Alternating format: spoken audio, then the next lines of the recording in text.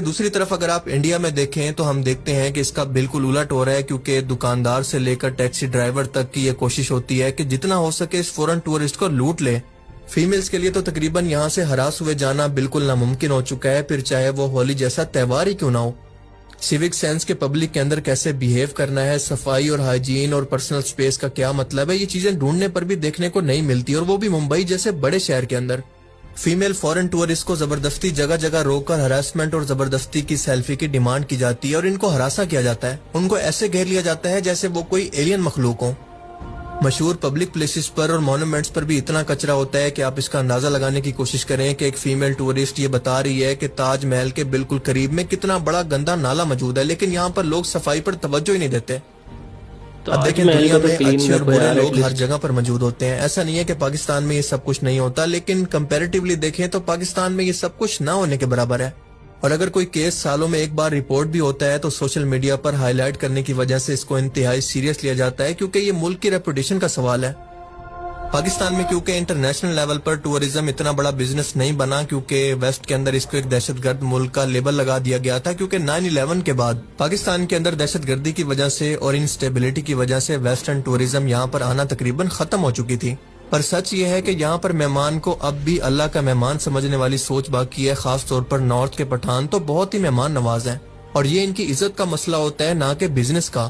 اور یہی وجہ ہے کہ ہم دیکھتے ہیں کہ یہاں پر ٹورسٹ سے پیسے لینے کی بجائے ان کو کھانا کھلانے، چائے پیش کرنے، رہائش مفت دینے کی روایات آج بھی نظر آتی ہیں، جو کہ مہمان نوازی کا اصل مطلب ہوتا ہے۔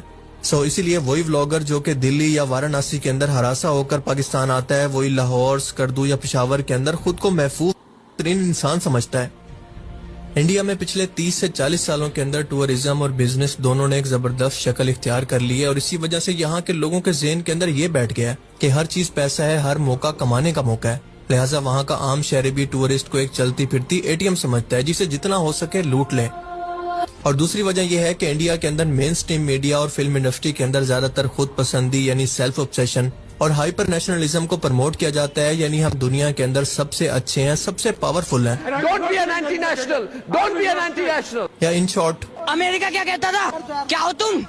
آج ہم کہتے تو کیا ہے بے۔ اب ذرا غور کریں کہ سائیکالوجیکلی طور پر ایسا ماحول ایک عام شہری کو دوسرے کو نیچا دکھانے اور خود کو بہتر ثابت کرنے کی طرف دھکیلتا ہے، اور اس کا رزلٹ یہ ہوتا ہے کہ یہاں کے لوگوں کے رویے سخت ہونا شروع ہو جاتے ہیں، وہ مغرور متکبر ہونے لگتے ہیں اور لوگوں کے ساتھ انتہائی برا رویہ رکھتے ہیں، انتہائی اگریسو ہو جاتے ہیں۔ پھر تعلیم کی کمی اور اس کے علاوہ غربت بھی اس کے اندر کیٹلسٹ کا کام کرتی ہے۔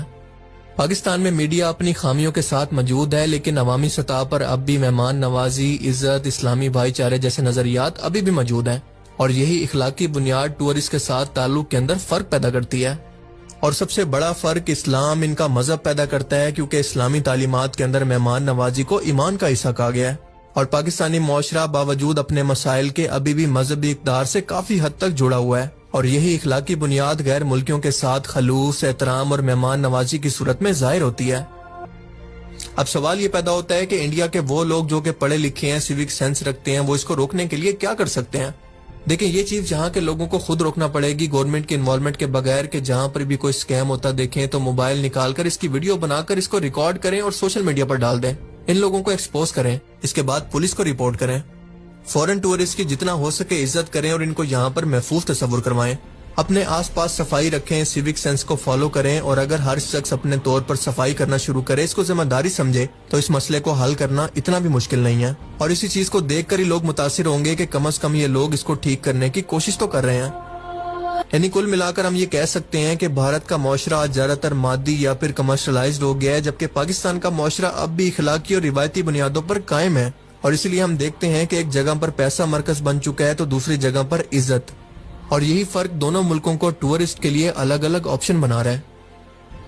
باقی آپ اس بارے میں کیا سوچتے ہیں؟ اپنی قیمتی رائے کا اظہار کمنٹ سیکشن میں ضرور کیجیے گا۔ Thanks for watching this video. بھائی صاحب ویڈیو ادھر ہی اینڈ ہوتا ہے، اور کافی اویئرنیس والا ویڈیو انہوں نے